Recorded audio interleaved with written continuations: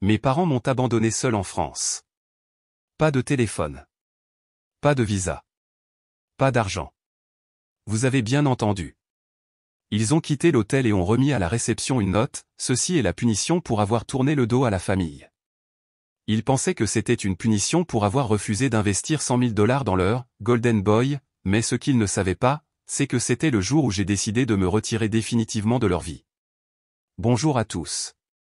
Je m'appelle Alex Miller. J'ai 35 ans et je suis directeur financier d'une grande entreprise technologique à San Francisco. En l'état actuel des choses, la vie est ce que j'appellerais paisible.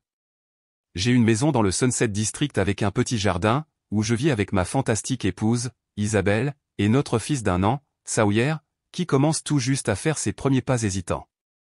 Chaque matin, je me réveille au doux rire de Sawyer et d'Isabelle. Ce son ne manque jamais de me faire sourire, il me rappelle à quel point la vie peut être vraiment significative. Mais ce bonheur n'est pas venu facilement. Derrière le calme que j'ai maintenant se cache une histoire douloureuse que j'essaie d'enterrer depuis 3 ans. Et il y a 3 jours, ce passé a frappé à ma porte. Cet après-midi-là, j'étais assis dans la salle de jeu avec Sawyer lorsque la sonnette a soudainement retenti rapidement et avec insistance, comme si quelqu'un avait besoin d'être laissé entrer. Quelques secondes plus tard, Isabelle est entrée, la voix tendue d'inquiétude, « Alex, tes parents sont au portail. » Ces paroles m'ont frappé comme un éclair.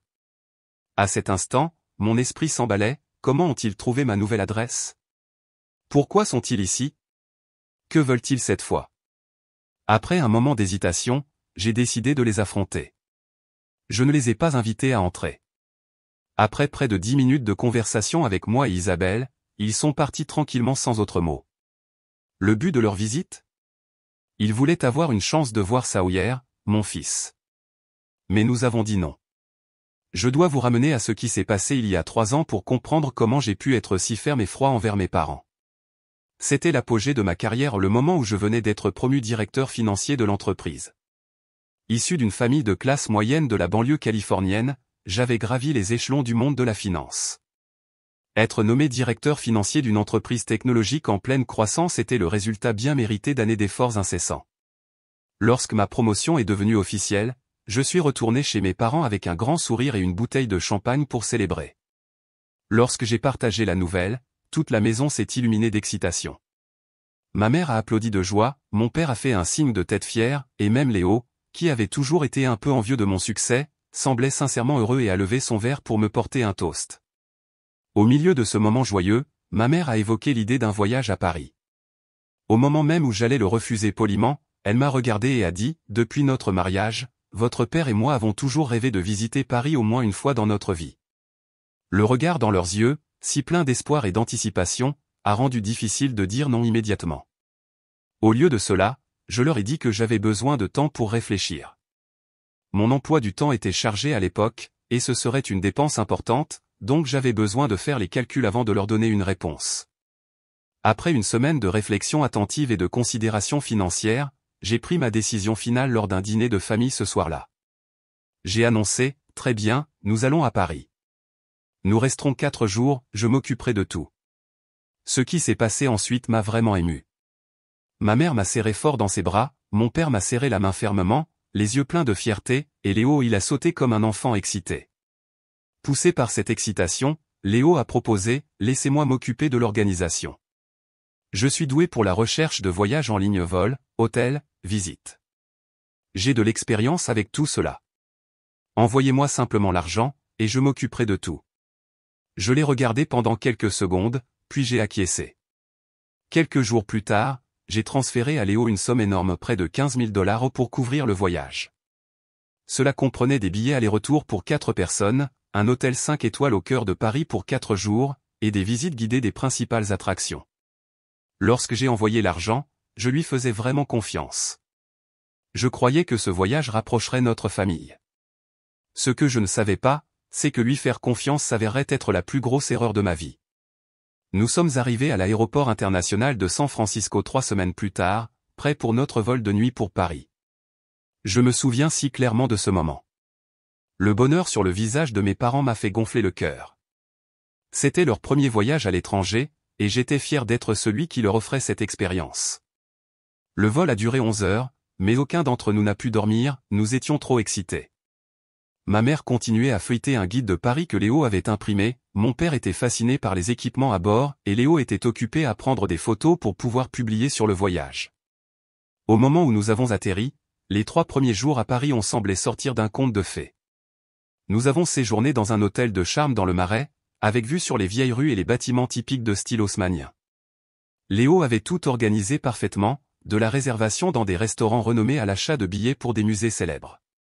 Pour la première fois, j'ai senti que j'avais pris la bonne décision en laissant Léo s'occuper de la planification. Honnêtement, avec mon emploi du temps chargé, je n'aurais pas pu réussir comme il l'a fait.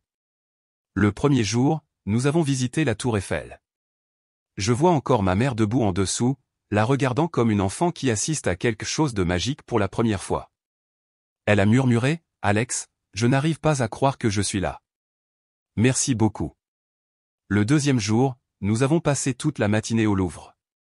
Même mon père, un homme pragmatique qui avait toujours été concentré sur le travail et la famille, était captivé alors que nous explorions le musée. Cet après-midi-là, nous nous sommes promenés le long de la Seine, la lumière dorée du coucher de soleil parisien se reflétant sur les ponts historiques donnait à toute la ville l'impression d'une scène de film romantique. Léo a suggéré que nous louions un petit bateau de croisière fluviale, et nous avons passé 1 heure à siroter du vin français et à admirer la ville depuis l'eau. Nous avons dîné dans un petit bistrot confortable que Léo avait réservé à l'avance ce soir-là. Le repas au foie gras, confit de canard, crème dessert a laissé mes parents les yeux grands ouverts de plaisir. Le troisième jour, nous avons visité le château de Versailles. L'immense grandeur et le luxe des lieux nous ont tous laissés émerveillés. Ma mère n'arrêtait pas de prendre des photos, voulant capturer chaque seconde.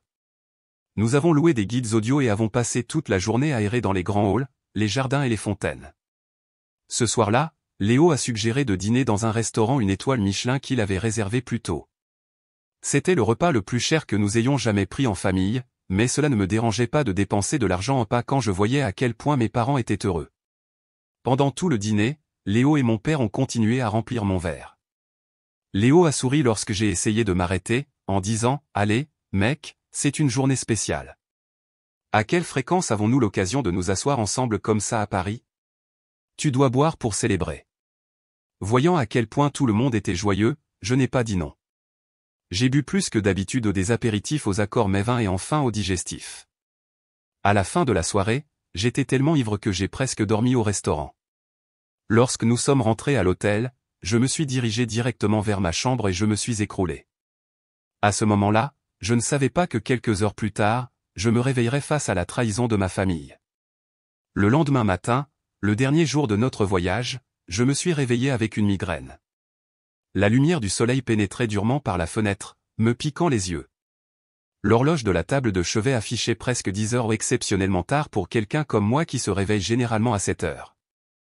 Selon notre plan, nous devions être à l'aéroport Charles de Gaulle à 18 heures ce soir-là pour prendre notre vol de retour vers San Francisco.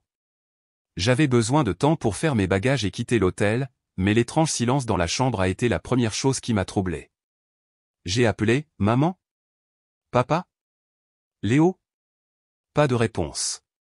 Je me suis dit qu'ils étaient peut-être descendus au restaurant de l'hôtel pour le petit déjeuner. J'ai essayé de me rassurer en tendant la main vers mon téléphone sur la table de chevet, mais il n'y était pas. Quelques secondes plus tard, je me suis redressé dans le lit. J'ai vérifié la table, rien. Pensant qu'il était peut-être tombé, je me suis agenouillé et j'ai regardé sous le lit, sous les meubles, toujours rien. J'ai commencé à ouvrir les tiroirs, à fouiller tous les coins de la chambre, et c'est alors que je me suis figé.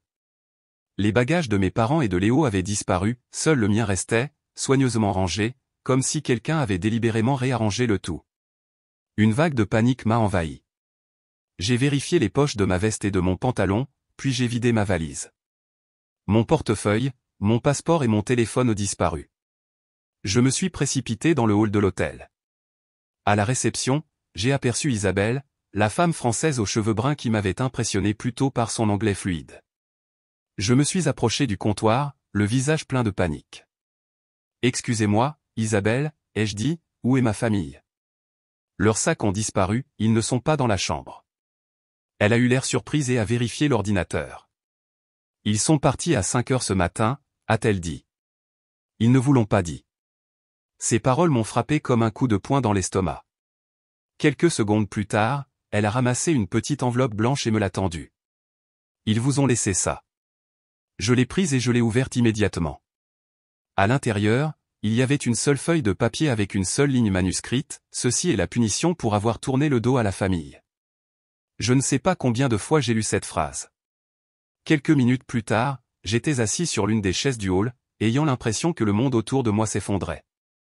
Pas de téléphone. Pas d'argent. Pas de passeport. Pas de carte de crédit. J'étais bloqué à Paris sans rien, tandis que le vol de retour vers les États-Unis partirait sans moi. Mais la trahison ne consistait pas seulement à être laissé sans rien. Ce qui m'a le plus brisé, c'est de réaliser que les personnes que j'avais aimées et auxquelles j'avais fait plus confiance que quiconque avait froidement planifié cela. 3 jours de joie à Paris avaient été une représentation soigneusement mise en scène, et moi, quelqu'un formé pour évaluer les risques financiers, n'avais jamais vu le piège tendu par ma propre famille. Me voyant désespéré, Isabelle est sortie de derrière le comptoir et s'est approchée de l'endroit où j'étais assis. Il n'y avait ni curiosité ni jugement dans ses yeux, seulement une gentillesse sincère et une inquiétude silencieuse. De sa voix douce, teintée de cet accent français indéniable, elle a demandé « Monsieur Miller, puis-je vous aider en quoi que ce soit ? Souhaitez-vous que j'appelle la police ?» En entendant sa question, j'ai secoué la tête et j'ai essayé de rassembler mes pensées. Ma voix était à peine un murmure lorsque j'ai répondu « Non, merci. J'ai besoin de contacter quelqu'un aux États-Unis, mais ils ont pris mon téléphone et mon portefeuille. » Après avoir écouté, Isabelle s'est assise sur la chaise en face de moi. Son ton était doux mais ferme lorsqu'elle a proposé « Vous pouvez utiliser mon téléphone pour passer l'appel. Je vais vous aider. » Son offre ressemblait à une lumière au bout d'un tunnel sombre. Sans hésitation, elle a déverrouillé son téléphone et me l'a tendu, en disant « Allez-y et contactez-les. Je vais vous préparer un café. » Submergé par sa gentillesse, je ne savais pas quoi dire. J'ai hoché la tête et j'ai pris le téléphone, murmurant un merci silencieux tandis qu'Isabelle allait préparer le café. Je me suis rapidement connecté à mon courriel et j'ai envoyé un message à Ist. Dans le courriel, je lui ai dit que j'étais bloqué à Paris et j'ai inclus le numéro de téléphone d'Isabelle, que je venais de lui demander quelques instants auparavant. Après avoir appuyé sur envoyer, j'ai dû attendre, mais j'ai ressenti un petit sentiment de soulagement pour la première fois depuis que je me suis réveillé ce matin-là. Quelques minutes plus tard, Isabelle est revenue avec une tasse de café noir chaud et l'a posée devant moi avec un sourire fier. Elle a expliqué, c'est le café français spécial de l'hôtel. Cela vous aidera à vous éclaircir les idées. Rien que l'arôme a commencé à me calmer. Après avoir pris une gorgée, l'amertume intense m'a réveillé. Je sentais mon esprit commencer à s'éclaircir. Reconnaissant au-delà des mots, j'ai regardé Isabelle et j'ai dit « Merci beaucoup. Je n'oublierai jamais votre gentillesse. » Elle n'a rien dit en retour, elle a juste souri et hoché la tête professionnellement. Environ 5 minutes plus tard, le téléphone d'Isabelle a sonné. J'ai su instantanément que c'était un appel des États-Unis. Il devait s'agir d'Ist, il devait avoir vu mon courriel et appelé immédiatement. Dès que j'ai répondu, j'ai résumé la situation aussi clairement que possible, je suis à Paris et dans de sérieux problèmes. Ma famille m'a abandonné ici. Ils ont pris mon passeport, mon portefeuille et mon téléphone. J'ai besoin de votre aide immédiatement. Tout d'abord, contactez la banque et bloquez toutes mes cartes de crédit et de débit. Ensuite, appelez l'ambassade des États-Unis à Paris pour signaler la perte de mon passeport et organiser des documents d'urgence. J'aurai besoin d'un passeport temporaire pour rentrer chez moi. Ist n'a pas hésité. Compris. Je vais m'en occuper maintenant. Qu'en est-il de l'argent ? Avez-vous besoin d'argent en attendant ? Lorsqu'il a posé la question de l'argent, j'ai admis, oui, mais je ne sais pas comment le recevoir sans pièce d'identité. Il n'a pas raté une seule battement. Je vais passer par Western Union ou MoneyGram. Je peux vous envoyer de l'argent en utilisant un code. Quel est le nom de votre hôtel ? Après avoir donné à Ist tous les détails de l'hôtel, j'ai terminé l'appel avec un profond soulagement car je savais maintenant que l'aide était en route. Il ne me restait plus qu'à attendre. Au moment même où j'ai raccroché, Isabelle s'est approchée de moi à nouveau. Avec un léger relèvement de la voix, j'ai dit « Merci ». J'ai réussi à joindre mon assistante, mais je devrais rester à Paris quelques jours de plus jusqu'à ce que je reçoive de nouveaux documents. Je voulais demander si l'hôtel me permettrait de rester et de payer plus tard, j'aurai l'argent dans quelques heures. Elle a fait une pause un instant, puis m'a donné une réponse à laquelle je ne m'attendais pas, je vais parler au directeur, mais je peux vous prêter de l'argent pour couvrir les premiers jours. Son offre ressemblait à une douce brise qui caressait un cœur gelé.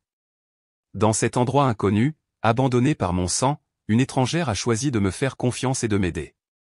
À ce moment-là, je me suis promis que je n'oublierai jamais sa gentillesse. Plus tard ce même matin, Isabelle m'a également aidé à contacter la police. Je leur ai fait un rapport complet de tout ce qui s'était passé. Isabelle est restée à mes côtés et a même accepté de servir de témoin. Après le départ de la police, je me suis assis seul dans ma chambre d'hôtel, attendant que Ist rappelle. Au fur et à mesure que le silence s'installait, j'ai commencé à reconstituer les événements, et plus j'y pensais, plus je réalisais à quel point j'avais été manipulé la nuit précédente. Léo et mon père ont continué à me verser des boissons. À l'époque, je pensais que c'était leur façon de célébrer notre dernière nuit à Paris, mais maintenant, il était clair qu'ils m'avaient rendu ivre exprès. Cela faisait partie du plan, et la raison de tout cela remontait à quelque chose qui s'était passé 3 mois plus tôt, une décision que Léo ne m'avait jamais pardonnée. Je me souviens clairement de ce jour-là. Je n'avais pas encore été promu directeur financier. Léo est venu me voir avec nos parents, proposant une nouvelle opportunité d'investissement. Mon frère avait toujours été attiré par les idées de richesse rapide, et celle-ci ne faisait pas exception. Dès qu'ils sont entrés, Léo, plein d'énergie, s'est lancé dans son argumentaire. « Alex, j'ai une opportunité d'investissement incroyable. J'ai besoin que tu investisses 100 000 $ dans ce projet crypto que j'ai étudié. » J'ai été pris au dépourvu. Crypto? Comprends-tu ce marché? Ai-je demandé. Il s'est penché, animé. Alex, c'est l'avenir. Chaque année, des centaines de personnes deviennent millionnaires grâce à la crypto. J'ai fait mes recherches, c'est solide. Mais avec mon expérience en finance, je pouvais voir ce que c'était, un pari irréaliste. J'ai refusé, mais j'ai essayé de lui proposer une alternative. Si tu es intéressé par le commerce de boissons alcoolisées, je peux t'aider à élaborer un business plan solide. Je connais des gens dans le secteur, et je suis prêt à t'aider. Mais au moment où j'ai suggéré quelque chose de plus concret, Léo a secoué la tête et a insisté, je ne veux pas aller aussi lentement. Je veux réussir rapidement, et c'est l'opportunité. Enfin, voyant à quel point il était fixé, j'ai donné ma réponse, s'il s'agit de crypto, je ne suis pas intéressé. Je ne peux pas investir dans quelque chose en quoi je ne crois pas. C'est alors que ma mère est intervenue, clairement bouleversée. Alex, tu as réussi et maintenant tu méprises ton frère. Mon père a suivi, sa voix remplie de déception. Tu ne veux pas que ton frère réussisse plus que toi, n'est-ce pas? Leurs paroles ont frappé fort. J'ai essayé d'expliquer mon raisonnement et de leur dire que ce n'était pas personnel, mais cela n'avait pas d'importance. Peu importe ce que je disais, l'air entre nous est devenu froid. À partir de ce jour, puis quelques semaines plus tard, après avoir partagé la nouvelle de ma promotion, ils ont soudainement suggéré le voyage à Paris. Et maintenant, assis dans une chambre d'hôtel à Paris, j'ai enfin compris ce que c'était. J'avais été naïf, trop disposé à croire en l'amour de ma famille. Le voyage que je pensais être un geste sincère était un piège soigneusement planifié ou une punition pour ne pas avoir adhéré au fantasme de Léo. Alors que j'étais encore perdu dans des pensées douloureuses sur la trahison de ma famille, le téléphone qu'Isabelle m'avait prêté a sonné à nouveau. C'était Ist qui rappelait. J'ai décroché immédiatement. Avant que je puisse dire un mot, Ist a interrompu. Alex, j'ai déjà parlé à la banque et à l'ambassade. Tout est en marche. Soulagé, j'ai demandé, c'est super. Quand puis-je obtenir les nouveaux documents? Sur son ton professionnel habituel, Ist a répondu, l'ambassade a dit que cela prendrait 2 jours ouvrables pour délivrer un passeport d'urgence. Quant à l'argent, j'ai envoyé 10 000 $ par Western Union. Vous pouvez le retirer en utilisant le code que je vais vous donner. Alors qu'il lisait le code et l'adresse de la succursale Western Union la plus proche, j'ai tout noté soigneusement. À la fin de l'appel, j'ai senti un énorme poids se soulever de mes épaules. Après avoir raccroché, je suis sorti pour trouver Isabelle et partager les bonnes nouvelles. Quand elle m'a vu, elle a souri et a demandé, de bonnes nouvelles? Avec le premier sourire sincère que j'ai eu de la journée, j'ai répondu, oui, mon assistante a envoyé l'argent. Je peux aller le retirer et régler la chambre avec vous. Mais Isabelle a doucement secoué la tête et a dit, il n'y a pas de précipitation. Occupez-vous d'abord de tout le reste. Vous êtes en sécurité ici. Sa chaleur m'a laissé de nouveau sans voix. J'ai hoché la tête, puis j'ai demandé si elle pouvait aider à appeler un taxi. Elle l'a fait, et peu après, j'étais en route vers la succursale Western Union la plus proche pour récupérer l'argent. Après avoir récupéré l'argent et être retourné à l'hôtel, j'ai remis à Isabelle la somme nécessaire pour couvrir les prochains jours, mais elle a fermement refusé. Lorsque j'ai essayé de lui donner 1000 dollars supplémentaires en guise de remerciement, c'est alors qu'elle m'a regardé et a dit « Je vous aide à cause de ce que vous êtes, pas parce que je m'attends à être payé. » Ces paroles m'ont profondément ému, mais je voulais toujours qu'elle l'accepte, alors je lui ai dit « Ce n'est pas un paiement, c'est ma gratitude. J'espère vraiment que vous l'accepterez. » Peu importe combien j'ai insisté, Isabelle est restée ferme, elle ne voulait pas le prendre. 2 jours plus tard, mon nouveau passeport et mes nouvelles cartes de crédit sont arrivés. J'ai immédiatement réservé le vol le plus tôt pour les États-Unis. Même si son quart de travail était déjà terminé ce soir-là, Isabelle m'a proposé de m'emmener à l'aéroport. Isabelle et moi avons passé beaucoup de temps à parler pendant ces 2 jours d'attente. J'en étais venu à admirer sa gentillesse, son intelligence et sa confiance inébranlable en quelqu'un qu'elle connaissait à peine. Un lien spécial s'était discrètement formé entre nous. Alors que nous nous tenions à l'aéroport pour nous dire au revoir, je l'ai regardée et j'ai senti une tristesse silencieuse s'installer. J'ai réalisé que je ne voulais pas la quitter, et peut-être que j'étais tombé amoureux d'Isabelle. Dans ce moment hésitant, j'ai demandé « Puis-je vous revoir ?» Elle a fait une pause pendant quelques secondes, puis a doucement hoché la tête. Même si je ne voulais pas partir, je savais qu'il y avait des choses dont je devais m'occuper aux États-Unis. Avant de me diriger vers la zone de départ, j'ai serré Isabelle dans mes bras et j'ai promis « Je reviendrai pour vous ». Et lorsque j'ai prononcé ces mots, je savais que ce n'était pas juste une politesse, c'était une promesse du cœur. J'ai atterri à l'aéroport international de San Francisco un peu plus de 10 heures plus tard. Il était déjà 23 heures. Je suis rentré directement chez moi et je suis tombé dans le sommeil le plus profond depuis des jours. Le lendemain matin, le premier endroit où je suis allé n'était pas le bureau, c'était celui de mon avocat. J'avais pris ma décision, ce que ma famille m'avait fait à Paris n'était pas quelque chose que je pouvais pardonner.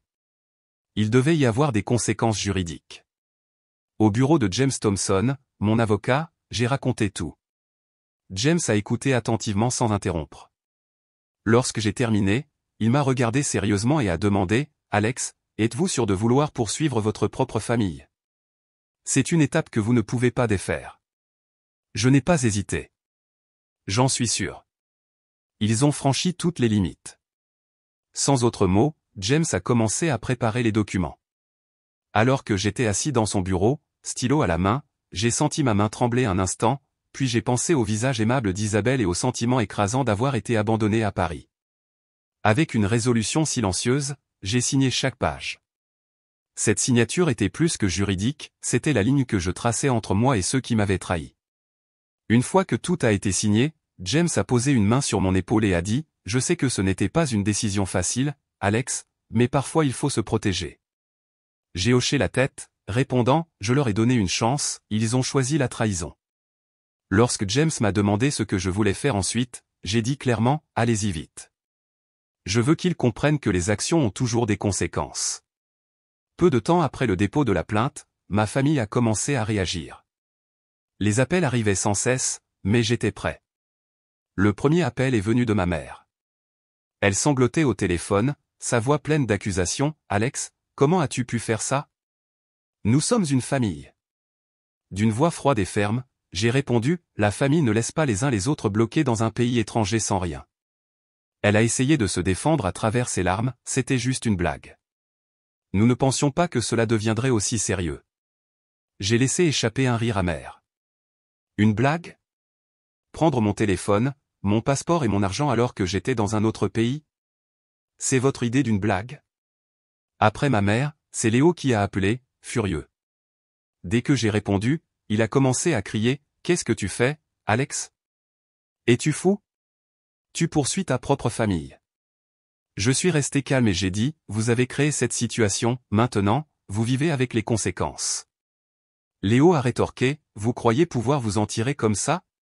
On ne va pas vous laisser nous ruiner. » À ce moment-là, je l'ai clairement prévenu, continuez à me menacer, j'enregistre cet appel. Puis mon père est intervenu. L'homme qui parlait rarement a soudainement appelé, son ton vif et tranchant. Alex, tu fais honte à cette famille. Aucun enfant ne poursuit en justice ceux qui l'ont mis au monde. Mais je ne me sentais pas coupable. J'ai répondu sèchement, alors permettez-moi de vous le rappeler, aucun père n'abandonne son enfant dans un pays étranger. Vous devriez peut-être vous faire examiner la tête. Il a rugi, Alex, mais j'ai immédiatement raccroché. Discrètement, j'avais enregistré chacun de ses appels, chaque menace, chaque insulte constituant désormais des preuves supplémentaires pour le procès. 2 mois plus tard, le procès a eu lieu au tribunal du comté de San Francisco. Je suis arrivé avec James Thompson, muni de preuves complètes, les rapports de police de Paris, la déclaration écrite d'Isabelle et les enregistrements téléphoniques contenant des menaces. Lorsque le juge a rendu son verdict, son ton était sévère et définitif, les accusés Richard Miller, Suzanne Miller et Léo Miller sont reconnus coupables de vol et d'intimidation criminelle. En entendant ces mots, j'ai ressenti un froid sentiment de satisfaction. Justice avait été rendue. Après le procès, mes parents et Léo ont reçu leur peine.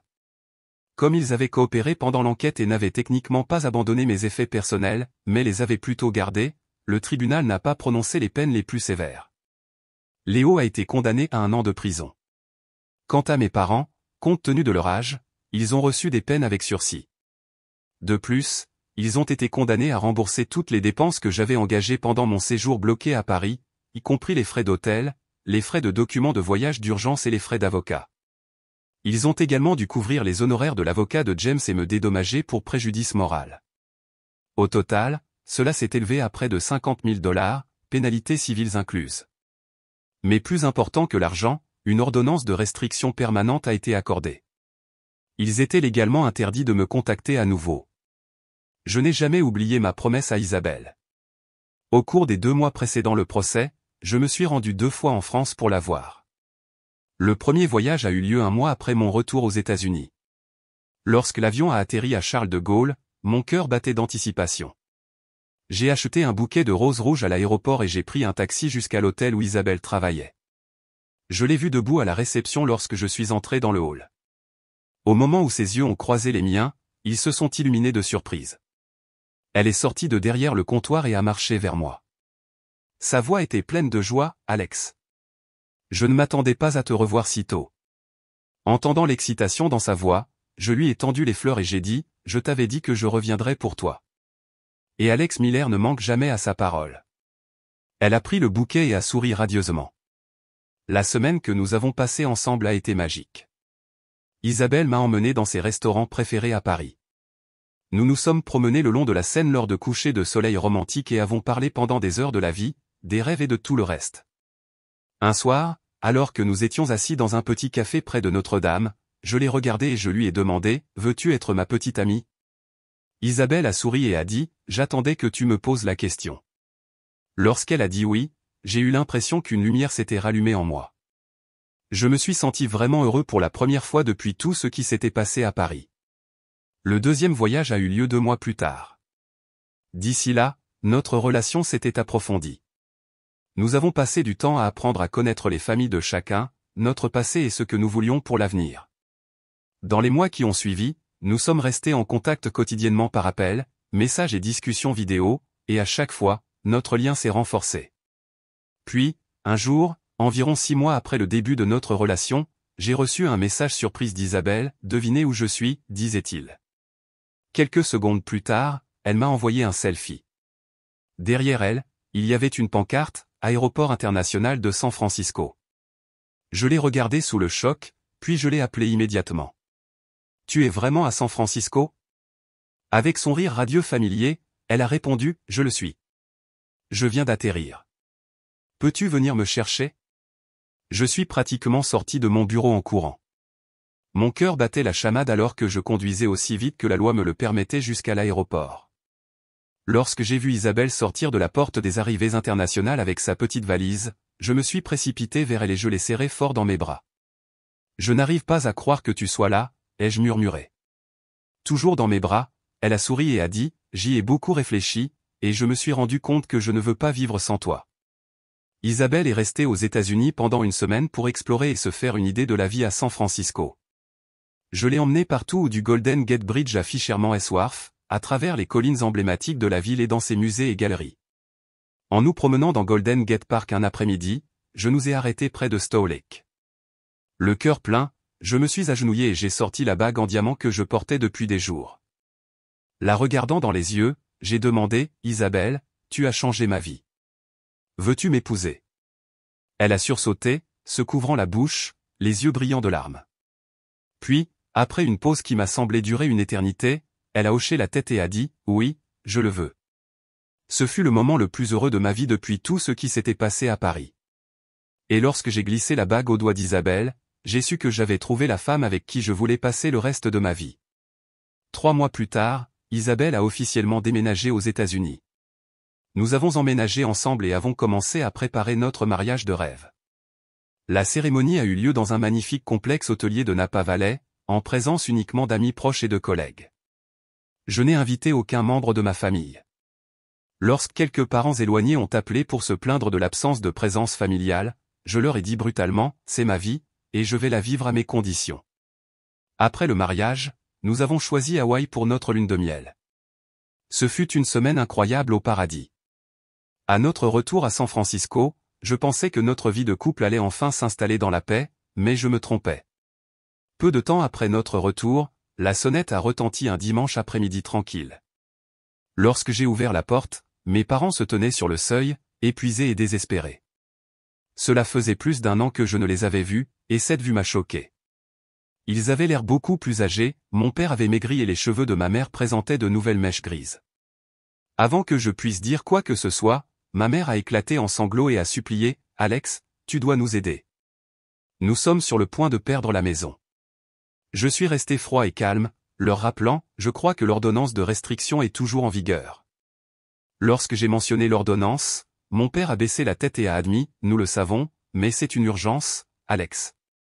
Nous avons besoin de 300 000 $ pour sauver la maison. » Stupéfait par le chiffre, j'ai demandé, « 300 000 $?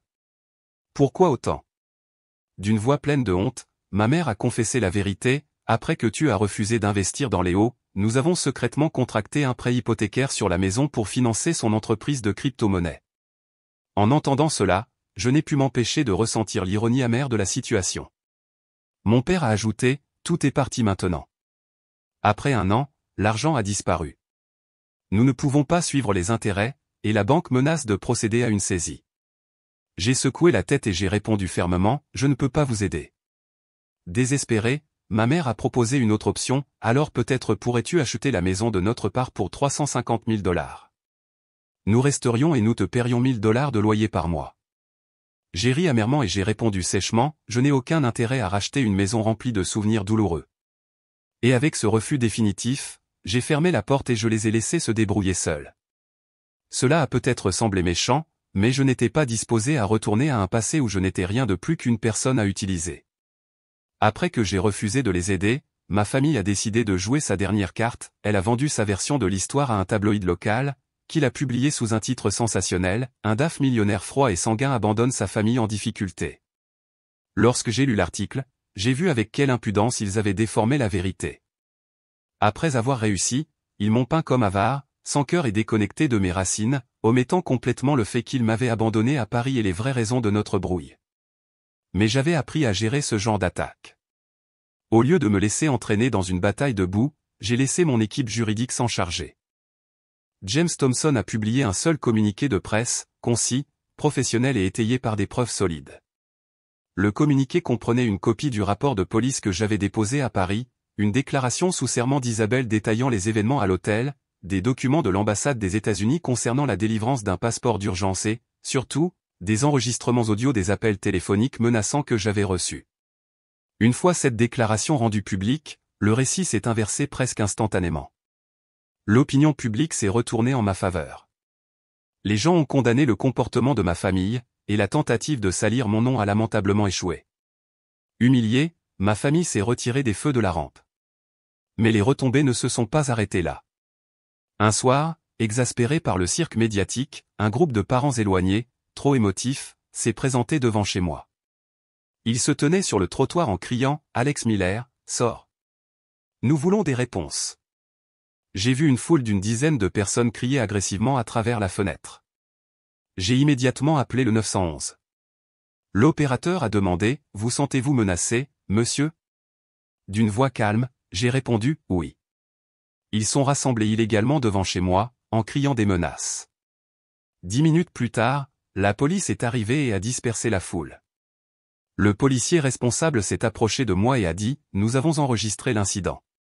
S'ils reviennent, appelez-nous immédiatement. » Lorsqu'il m'a demandé si je voulais porter plainte, j'ai secoué la tête et j'ai répondu « Inutile.